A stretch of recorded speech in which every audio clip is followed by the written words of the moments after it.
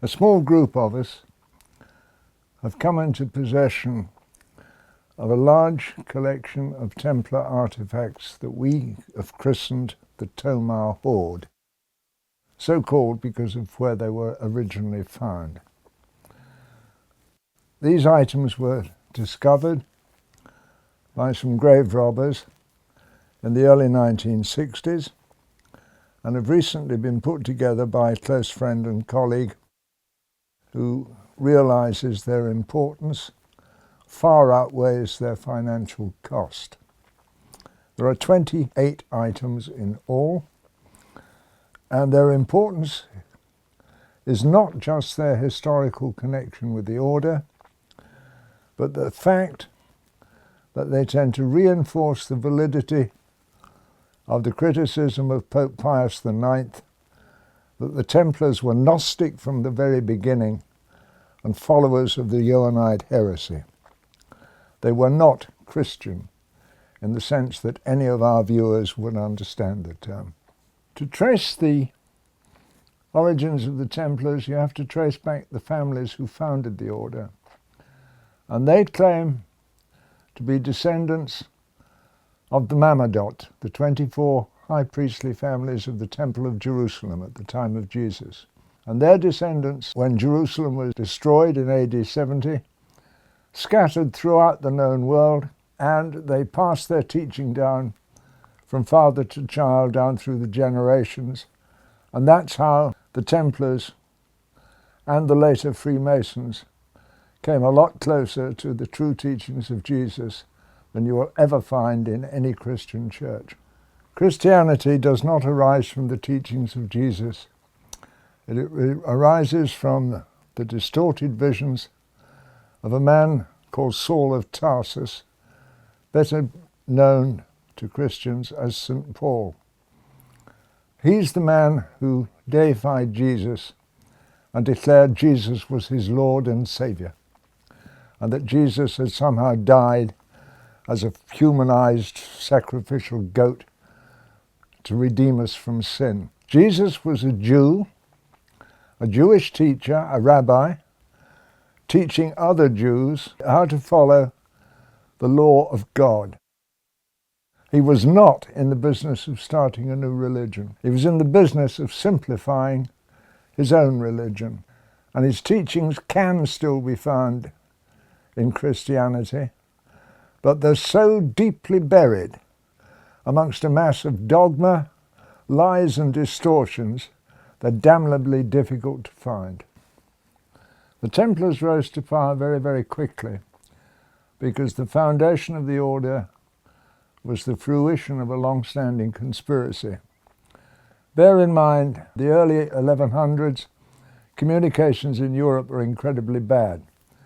So for things to happen at the speed they did, they had been planned for a very long time. The Templar order was founded somewhere between 1095 and 1118. They were a body that were founded to be the militant arm of the hidden families, the descendants of the Mammadot, known as Rex-Deus. And they were not fighting for Christianity. They were fighting to regain their own true inheritance, the Holy Land of Israel. They were incredibly astute. They were supported by a network of secret families that ranged right throughout Europe, and they were given grants of land, towns, farms, mills, quarries, the whole bit. And the profits from this were channeled to the Holy Land to maintain their standing army, which was quite a considerable one. It was the first standing army in Europe since the fall of the Roman Empire. And to maintain it, they developed skills in banking and finance and land management which have never been exceeded. They held land from the Baltic in the north to the Balearics in the south, from Portugal in the west, right through Europe, up to and including large slices of the Holy Land. They had business dealings in every climatic zone in Europe. They had their own fleet. They transported people to and from the Holy Land, as well as their own troops. and their supplies. It was one hell of a big enterprise. They invented a precursor of today's credit card back in the 1200s, a precursor of our checkbook back in the 1200s. They even took a hand in what we would now call the package tour industry, encouraging pilgrimage and organizing it for people and making a profit from it.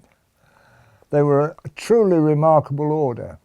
Because of their commercial activities, they transformed the face of Europe. By protecting the pilgrimage routes, they enabled overland trade to be conducted safely. And so a new class of people began to emerge, called the mercantile classes, who started to accumulate capital for the first time. It was the foundation of capitalism. And their banking skills were such that they lent money to priests and princes, to bishops, to emperors, to kings, and even to popes. They were immensely powerful and seemingly invulnerable.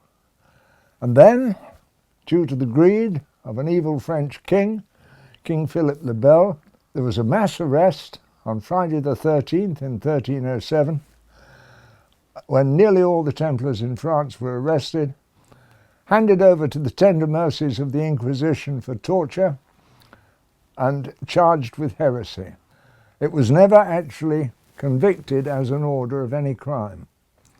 Its leaders were, based on confessions extracted under torture, but its Grand Master, Jacques de Molay, publicly renounced his confession and said he would not live a lie and that the order was innocent. He was cooked over a slow fire for his pains, so that his agony would be as prolonged as possible and his bones could be ground to dust, so there would be no relics for people to follow. A hell of a lot of them were burnt at the stake. Lots more died under torture. And the few survivors were disbanded as an order by order of the Pope in 1314. Everybody in Europe became very, very careful. You didn't upset the Inquisition at any price, or you'd be invited along to the next church barbecue and you were going to be on the menu. 2 years after the Knights Templar was suppressed, a new order was founded in Portugal by a Portuguese king who came from a Templar family, and the order was called the Knights of Christ. They were given all the Templar lands in Portugal. Many of the old Portuguese Templars joined the order, and it was effectively the Knights Templar order come again, just under a different name. But there were two rule changes. First of all, to join the new order, you had to be a knight who was born in Portugal. Foreigners were not admitted. And secondly, you owed your allegiance not to the Pope, but now you owed your allegiance through the Grand Master to the Portuguese king. So it was a purely national order under the tight-knit control of the royal family. And within a couple of centuries, the junior members of the royal family became the hereditary Grand Masters of the new order. They carried on the same belief system as the Templars. They were still heretics. They were still following the teachings of Jesus that he had learned from John the Baptist, and they still had their own secret initiation rituals, about which we know very little, apart from the fact that they existed. And these rituals were conducted in underground chapels beneath Templar properties, as they had been throughout Europe when the main order was alive. The Inquisition didn't exist in Portugal until the early 1500s, and there was a wave of immigration into the country from Spain of Jewish people fleeing from the Inquisition. They were closely followed by the Inquisition themselves. And it was at that point that somebody in the order panicked, took all the possibly incriminating artifacts they had and hid them for safekeeping, so that the order could not be accused of heresy again. They were hidden near the Knights of Christ headquarters, the convent of Tomar, which is where they were discovered in the 1960s. And they'd been underground for the best part of 500 years. The Inquisition came to Portugal somewhere in the early 1500s. So the dates fit with the conditions of the artifacts as they were removed from the earth and as we have them today. And the nature of the artifacts is such that in a lot of cases their links to what the church would call heresy are plainly obvious. But what is heresy? The church defines it as any distortion of divinely revealed truth that the church claims to be true, whether that distortion is by a believer or an unbeliever. I keep it simple. It's the use of your God's gift of free will in matters of faith and belief. That constitutes heresy, because the church selects its own agenda and persecutes anybody who doesn't subscribe to it. It's as simple as that. The items, item by item, are just artifacts. The chalices. There's a processional cross. There's a Templar sword. There's some interesting dishes. There's a carved crystal vase. It's the decoration on them that's heretical in most cases, and the rituals in which they were used, which would have infuriated the church authorities at the time. We can point out heretical symbolism. What we can't do is give you precise details as how these items were used. Because if the Templars had records of their initiation rituals, then they were suppressed either by the Templars themselves or by the Inquisition. And it may well have been, and it's quite likely so, that the initiation rituals were handed down orally rather than being written, because oral tradition in this world of spirituality is the most common form of transmission. Traditions are passed down through ritual and storytelling, as they still are in modern-day Freemasonry. So it's the symbolism that is the key issue on several of these items. And I rather suspect, from the nature of the items that we have in this collection, that some of them were distinctly heretical, and the rest were just hidden because they were used in ritual purposes, and nobody wanted to take any chances whatsoever with their freedom. The ivory figures in our collection are repetitive in a sense. They're all superbly carved. The workmanship is incredible. And ivory was a very rare commodity. Their age range could be for anything from 800 to 1200 years old. Some of them were very definitely carved in the Eastern Empire in Byzantium, and others in the West. They all depict the same person, St. John the Baptist. St. John the Baptist was a close cousin of Jesus of approximately the same age, and the church has always denied the traditional role ascribed to him in spiritual tradition, which is as the teacher of Jesus.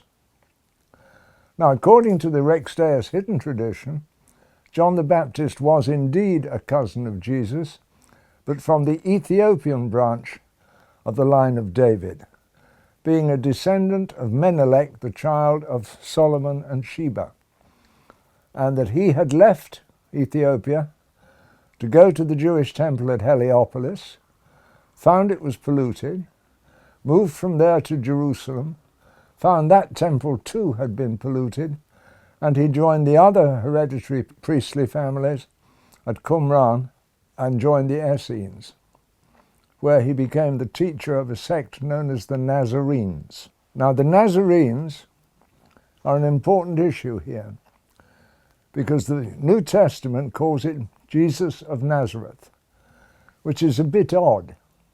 Nazareth was just a crossroads and a couple of hovels. There was no village there. He was Jesus the Nazarene.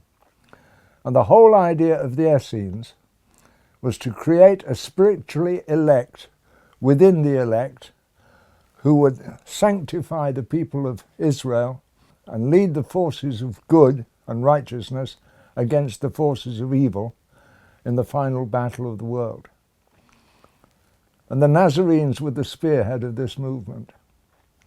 And Jesus was a teacher within the Nazarenes. He was the star pupil of John the Baptist, and Jesus' star pupil was John the Divine. And the reasons that the Knights Templar and the later Freemasons venerate the two Johns and do not mention the name of Jesus is, first of all, by adopting the second John, John the Divine, they took the heat off the John the Baptist connection, which the church would have freaked over.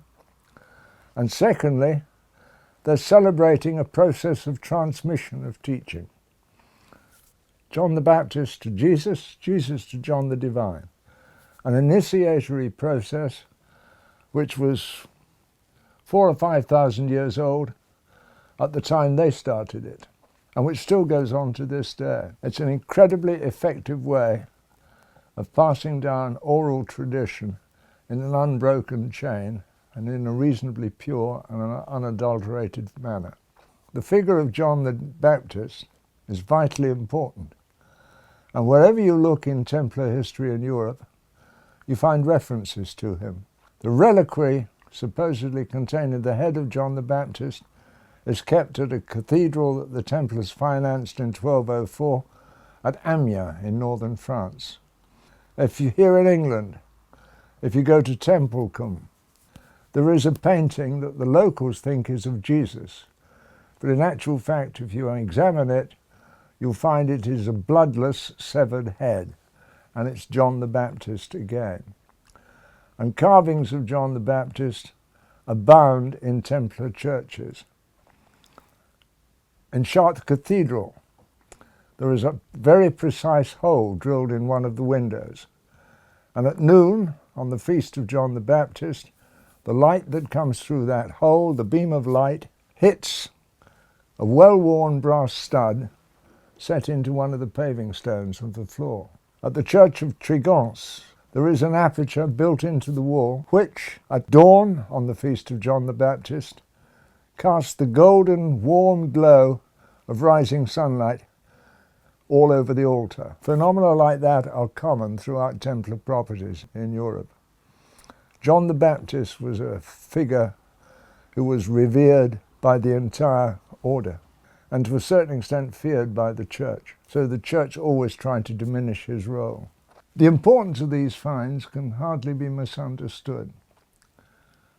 The chalices, in most minds, will evoke thoughts of the Holy Grail. The obsidian chalices, both of them, could be anything from 700 to 1300 years old. The style of workmanship indicates an Eastern European origin. The nature of the substance, obsidian, would again tend to reinforce that. It would be either Turkish or possibly Egyptian in origin. Its use as a chalice, as part of a ritual. Is it a grail? No, a grail is not a thing, it's a process. But this is an essential step along the pathway to that process, the pathway to enlightenment. But a chalice like that plays an important part in the ritual that can lead you to spiritual transformation. We can't be precise about what part it plays because we don't know what was drunk from it. It doesn't matter which of those two obsidian chalices you're looking at a rarity. Obsidian is a natural form of volcanic glass which is incredibly difficult to work, particularly to the high standard of craftsmanship shown in those two chalices. And also, it has both energetic and symbolic significance of its own right. Anybody with any degree of sensitivity who comes near those chalices can actually feel the power coming off them. Obsidian was known as dragon stone, and the winged dragon, or the winged serpent, is one of the symbols of sacred knowledge, gnosis, Gnosticism, hidden wisdom, call it what you will. So it's significant in that way. And the use of obsidian for a chalice, for a drinking vessel, is incredibly rare. Usually obsidian was used to make jewellery or small sharp cutting tools for precision work, or more importantly, a clairvoyant's crystal ball. That was made of obsidian. Or a scrying glass for reading astrological signs from the heavens. That would be made from obsidian. So the actual material has a powerful impact on the object itself. But precisely what was drunk from that chalice is a matter of speculation. And the nature of the ritual during which somebody would drink from it is not known yet. Hopefully, with the announcement of these finds, we may get some indication, if there are any, people who know them. But the use of rare, powerful material like that is very common in initiatory ritual. And while we don't know the precise nature of the Templar initiatory ritual, we do know enough about initiatory rituals in general to speculate as to where these items may have been used.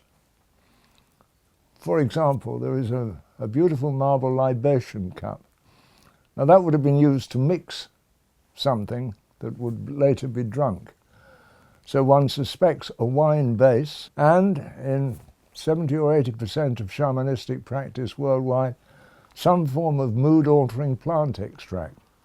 Other aspects of the initiatory ritual would have been chanting or drumming, which might explain why so many of these rituals were conducted in very resonant underground chambers, where the echo faculty would be enhanced. The processional cross, we can guess that from a variety of religious sources.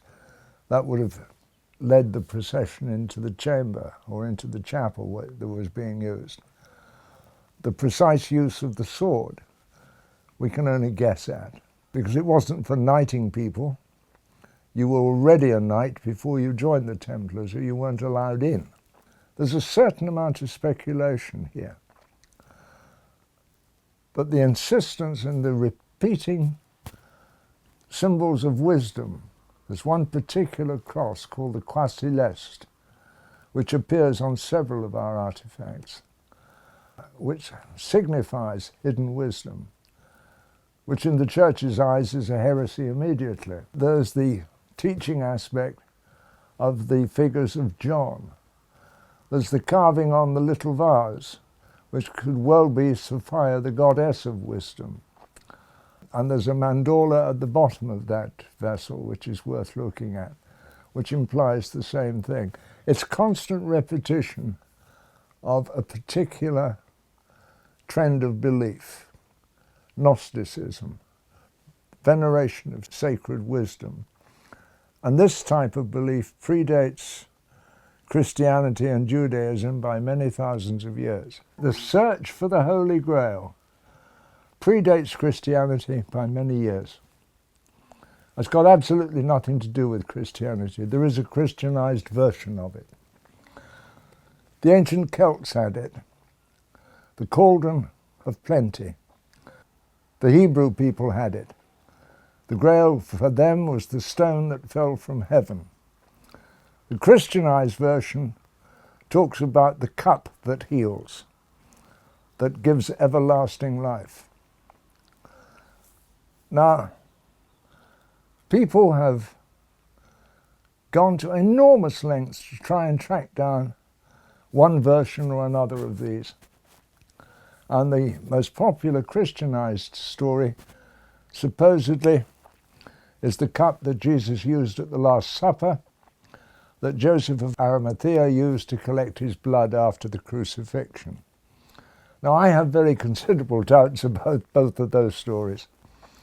First of all, the cup that Jesus used at the Last Supper would have been no different from the cup anybody else used at the Last Supper.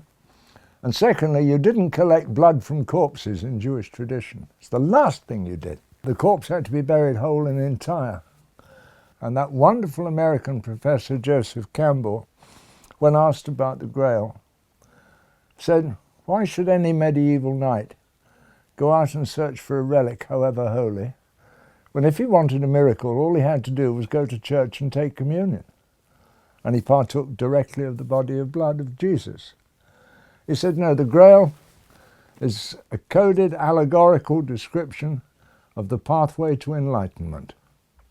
And to back up his argument, he cited a passage from the Gospel of Thomas. "He who drinks from my mouth, I shall become he, and he shall become me."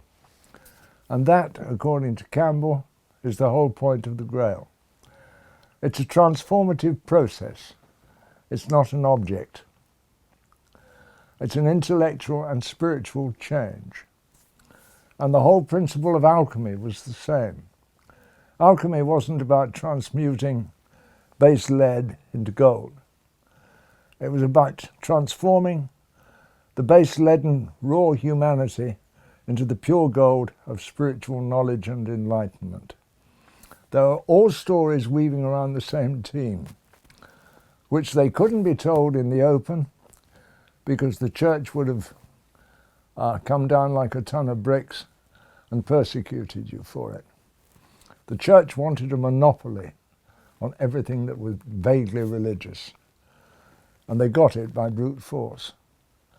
So people had to learn to hide, tell allegorical stories, encode their messages in church art in a different way to get their message across. There is no organization in the world today, despite the claims some make, that is direct continuity with the ancient Templar order. None.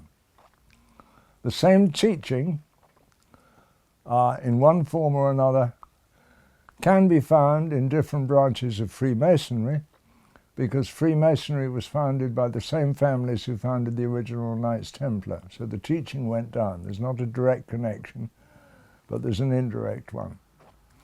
Everybody listening to this will later on today turn on the news channels, and they will see graphic illustrations of man's inhumanity to man, of man-made poverty, of famine, of disaster, of war. That's today's reality. Then think, do they need the principles enshrined in Templarism and in Freemasonry? The worldwide brotherhood of man under the fatherhood of God, where everybody, irrespective of race, colour and creed, is treated with understanding and respect. Which world would you prefer to live in? These are actually the choices we have. And the Templar tradition, the Masonic tradition, are not the only sole vehicles for this type of teaching. Every valid spiritual tradition in the world carries the same message. Carries the same message that Jesus himself gave. And when Jesus said, "Love thy neighbour as thyself," he was not saying something original. He was actually quoting from the book of Leviticus, which was over 600 years old as he spoke. And it's a teaching that is central to the spiritual traditions of the Jewish people, of the Muslim people, of the Eightfold Path of Buddhism, and of every valid spiritual path. You will find traces of it in all the main religions, but they're obscured and they're hidden by a lot of unnecessary waffle and dogma and bullying and guilt-tripping. But ultimately, love thy neighbour as thyself, do naught to others that if done to thee would be harmful, are the whole apex and objective of every spiritual tradition in this world.